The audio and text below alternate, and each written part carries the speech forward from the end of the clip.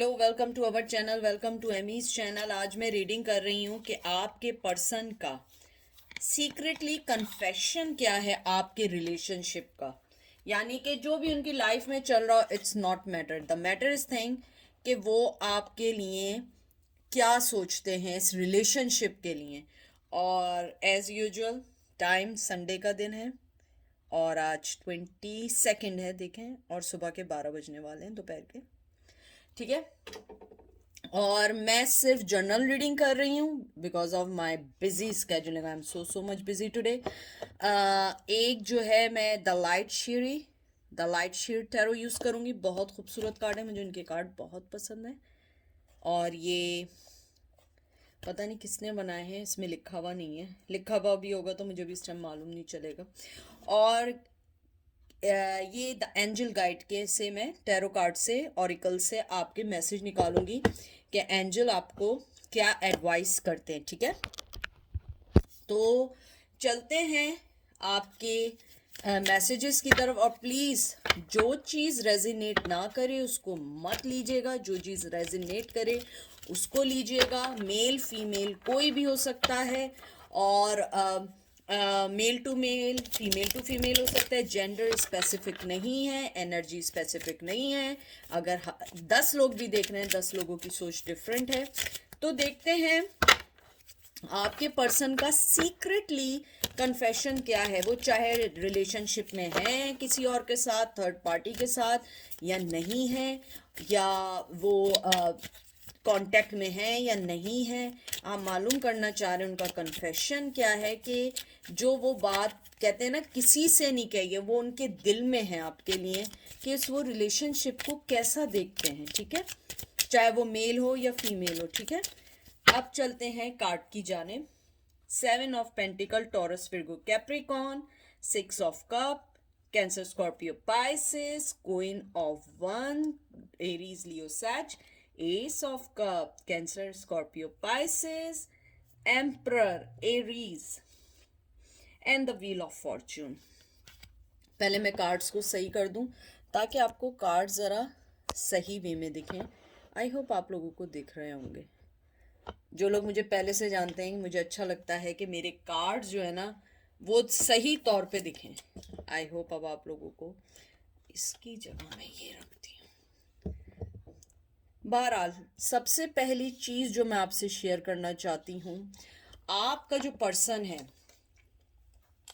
वो इस रिलेशनशिप को बहुत रिस्पेक्टफुल, ग्रोथ, मेहनत, डाउन टू अर्थ, यानी कि इसके अंदर, यानी कि देखें, फिजिकल अट्रैक्शन तो डेफिनेटली होती है जब भी आप लोग एक दूसरे की लाइफ में होते हैं। मैं इस चीज़ को साइड नहीं करती।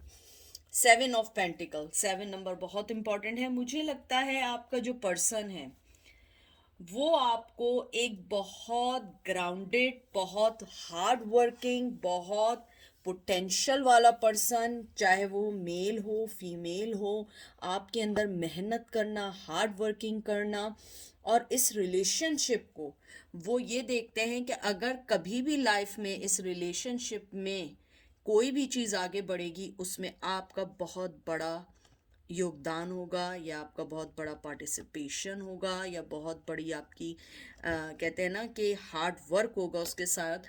क्योंकि मुझे लगता है कि आपका जो पर्सन है वो कहीं ना कहीं इस चीज़ को एक्सेप्ट करना चाहता है कि आप उनसे बेहतर हैं, चाहे वो आपको ना बताएं। उनका सीक्रेटली जो कन्फेशन है इस रिलेशन के लिए वो ये है कि you are the loyalest person in their life. हो सकता है उनकी लाइफ में बहुत सारे लोग आए हों, बहुत सारे लोगों ने उन्हें बहुत सारी चीज़ें दी हों, लेकिन आप वो पर्सन हैं जिसने हमेशा उनके लिए एक लॉयल पर्सन होने की, कहते हैं ना कि आपने हमेशा उनके बनाए हुए सांचे या बनाए हुए जो भी चीज़ें थी, आप हमेशा पूरे उतरे हैं।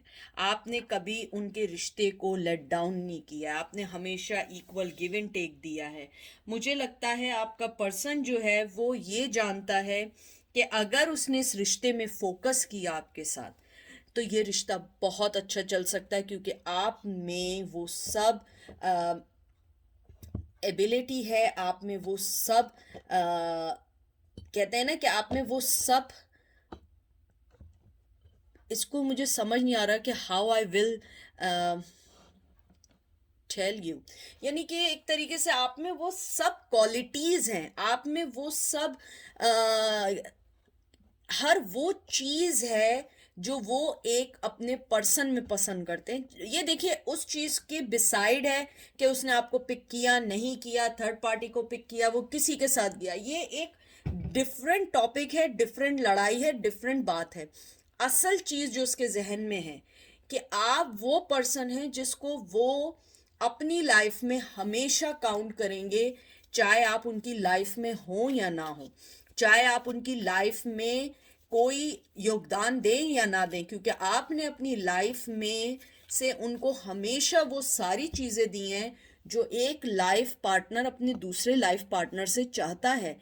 आपने हमेशा इतनी मोहब्बत, इतनी लॉयल्टी, इतना इक्वल गिव एंड टेक किया है। यहाँ पे रीयूनियन भी है और यहाँ पे आपका पर्सन आपको, हो सकता है आप लोग चाइल्डहुड फ्रेंड हो, चाइल्डहुड ना हो तो यंग लव हो, यंग लव ना हो तो यंग एज का लव हो, या यंग एज में आप लोगों की शादी हुई हो।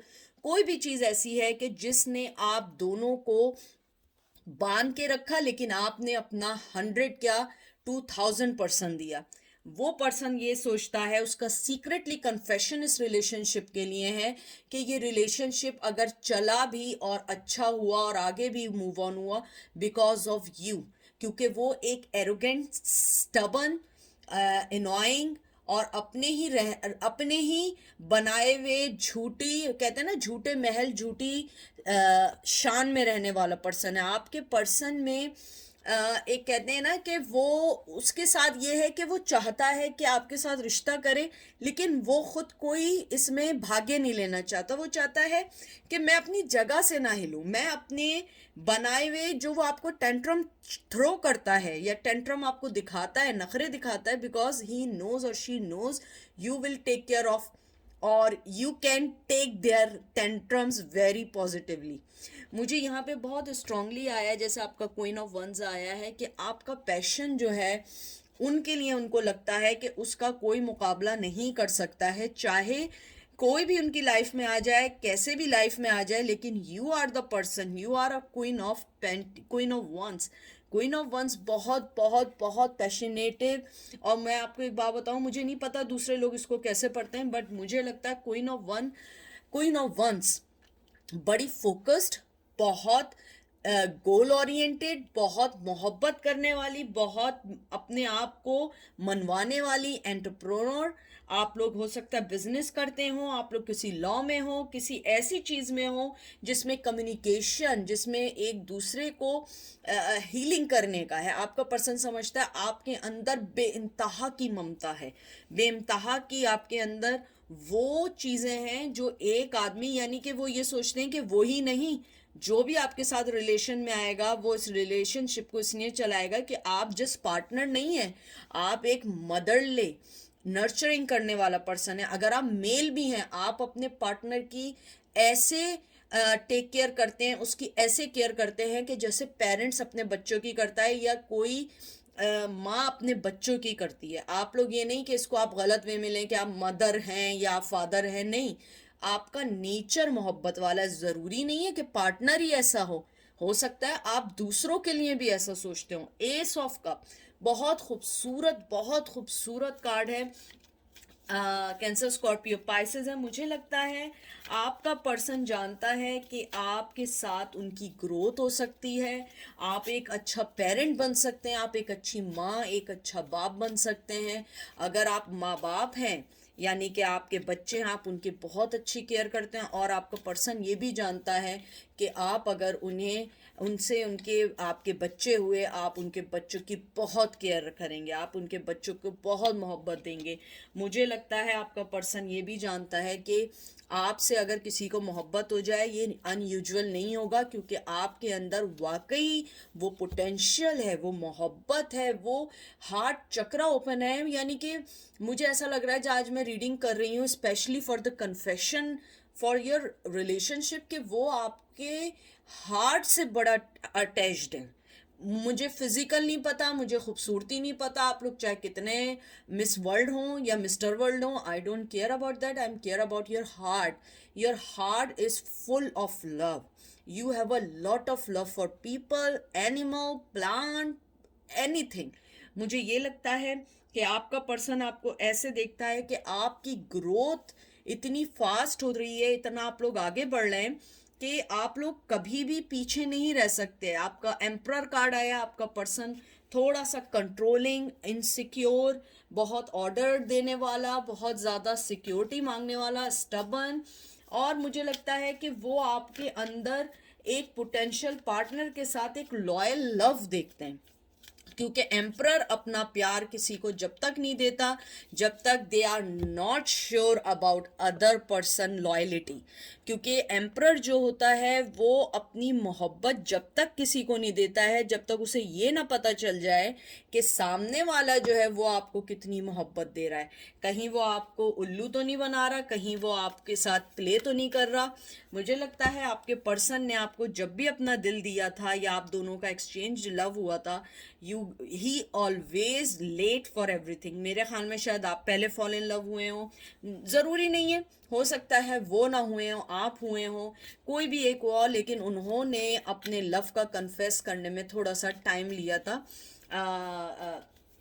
आपसे ज़्यादा। फिर मुझे ये भी लगता है व्हील ऑफ फॉर्चून कि आप लोगों की किस्मत में जुदाई बहुत स्ट्रांगली आई है, बहुत बहुत स्ट्रांगली आई है। ये एक डेस्टिनी थी, ये एक डेस्टिनी थी, एक लिखा हुआ था आपके तकदीर में, आपके ऊपर वाले ने लिखा था कि आप दोनों ने अलग होना है। हम लोग भी एक वजह होते हैं, लेकिन आपकी तकदीर में लिखा था अलग होना।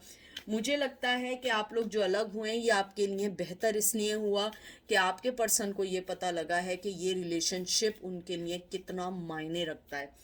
मुझे ये लगता है आपके पर्सन का जो कन्फेस है वो ये है कि वो डिसाइड कर चुका है कि आपके साथ उसका लव सक्सेसफुल है, उसकी लाइफ सक्सेसफुल है, वो आगे बढ़ सकता है, वो अपनी लाइफ को बहुत सही तरीके से टेम्परामेंट्स के साथ, बैलेंस के साथ आ सकता है। हालांकि टेम्परेंस का कार्ड नहीं आया है, but I have a feelings. मुझे ये भी लगता है आपका पर्सन सेकंड चांस चाहता है, डिस्कवरी चाहता है आपके साथ, और जो उसकी लाइफ में स्टेगनेशन आया है, एक रुकाव आया है, और वो जो रीबर्थ उनकी रुक गई है, मुझे लगता है वो वापस आपके रिश्ते को इन्वेस्ट करना चाहते हैं। मैं 2 कार्ड और निकालूंगी, 5 of pentacle, Taurus, Virgo, Capricorn, and A page of cup. बहुत खूबसूरत कार्ड है। मुझे लगता है आपका जो पर्सन है, जैसे आपका 5 ऑफ पेंटिकल आया, मुझे लगता है आपका पर्सन ही रियलाइज्ड कि वो आपको खो चुके हैं। उन्हें बहुत स्ट्रांगली ये फीलिंग्स है कि वो आपको खो चुके हैं। उन्होंने जो आपको दर्द दिया या जो भी आपके साथ हरकत की या जो भी आपको बैड ट्रीटमेंट दिया, मुझे लगता है आपको बहुत बैड ट्रीटमेंट दिया, आपके साथ बुरा किया, वो जानता है कि उसने क्या किया है, और वो इस चीज़ को समझता है, और वो इस चीज़ को ये भी जानता है कि आपने अपनी लाइफ की पॉजिटिविटी के लिए आपने बहुत कुछ सहा है। हो सकता है आप दोनों की लड़ाई कहीं ना कहीं एक कहते हैं ना कि व्यू देखने का लाइफ का डिफरेंट था। शायद वो बहुत ज़्यादा ओपन, कहते हैं ना, जो फ्री स्पिरिट की तरह थे, आप बहुत ज़्यादा लाइफ को सीरियस लेने वाले थे। आपको पता था कि फीलिंग्स क्या होती है, अलैदगी क्या होती है। मुझे लगता है आप जब उन्हें छोड़ के गए ना, तो वो सारा जिम्मेदारी अब आपको देना चाहते हैं। उनकी गलती रही हो, लेकिन अब वो ये सोचते हैं कि इस अलैदगी की वजह आप हैं, आप उन्हें छोड़ के चली गई हैं, और आप उनको उनके पास आना चाहते थे, यानी वो आपके पास आना चाहते थे, लेकिन अब आप उन्हें छोड़ के चले गए हो। मुझे ये भी लगता है कि आपका जो पर्सन है वो पेज ऑफ कप, बहुत यंग एनर्जी है। मुझे लगता है आपका पर्सन किसी मिलिट्री में है, पुलिस में है, कहीं ऐसी जगह है जहाँ पे उन्हें यूनिफॉर्म की बड़ी रिस्पेक्ट करनी पड़ती है। और अगर ऐसा नहीं भी है तो मुझे लगता है आपके पर्सन की एक जो ब्रॉटअप हुआ है, ग्रोथ हुई है, एक बड़े स्ट्रिक्ट माहौल में हुई है। तो मुझे लगता है कि आपका जो पर्सन है वो अपने हार्ट से यंग है, फीलिंग रखता है, आना चाहता है, अपनी ईगो को साइड करना चाहता है। उसकी जो कहते हैं ना, उसके शोल्डर पे जो आपके लिए जो गिल्टी है उस गिल्टी को हटाना चाहता है, और वो चाहता है कि वो आपको अपनी मोहब्बत का कुछ पार्ट दे सके, पूरा पार्ट नहीं लेकिन कुछ पार्ट दे सके, क्योंकि उसे लगता है कि आपके साथ उसकी मोहब्बत बहुत बहुत ज़्यादा आगे बढ़ सकती है, फुलफिल हो सकती है, पार्टनर बन सकते हैं, और आप उनका टेम्परेरी पार्टनर नहीं परमानेंट पार्टनर बन सकते हैं। अब देखते हैं एंजल आपको क्या कहना चाहते हैं। अगर मैं सीक्रेट लव देखूं तो उनका सीक्रेट लव यही है कि they admire your growth, your positivity, and he really wants or she really wants you to come back in their life, क्योंकि आपकी एनर्जी, आपका लव, सब कुछ वो मिस करते हैं। लेकिन वो एक एम्प्रर हैं, एकदम कोई डिसीजन नहीं ले सकते हैं, क्योंकि एम्प्रर अपनी जगह से नहीं हिलना चाहता है, बस वो एक मजबूती के साथ बैठा रहता है। उसे पता है कि वो क्या गलत कर रहा है, लेकिन वो चाहता है कि वो कुछ ना करे, क्योंकि उसकी ईगो उसको रोक लेती है। तो देखते हैं एंजल आपको क्या कहते हैं। आपका पहला कार्ड आया है सेल्फ एक्सेप्टेंस, देखें,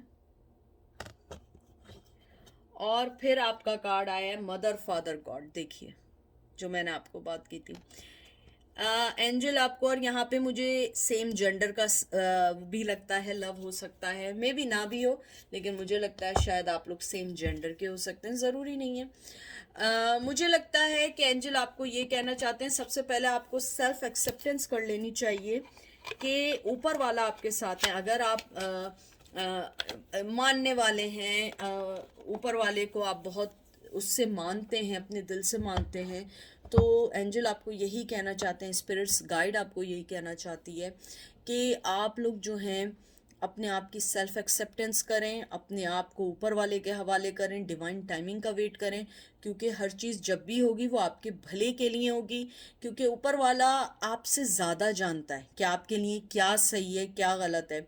उनका कन्फेशन अपनी जगह है, लेकिन in the end I always told you guys, always told you, if no one take the initiate or step in your relationship, it's mean you have to forget about that relationship, क्योंकि because relationship never work without any initiation or any further movement, क्योंकि अगर you guys are not taking any further move or next step, your relationship should be stuck same place forever।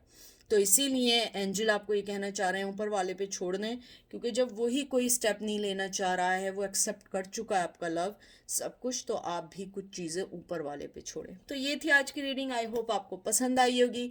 अपना ख्याल रखिएगा, दुआओं में याद रखिएगा। Take care, bye.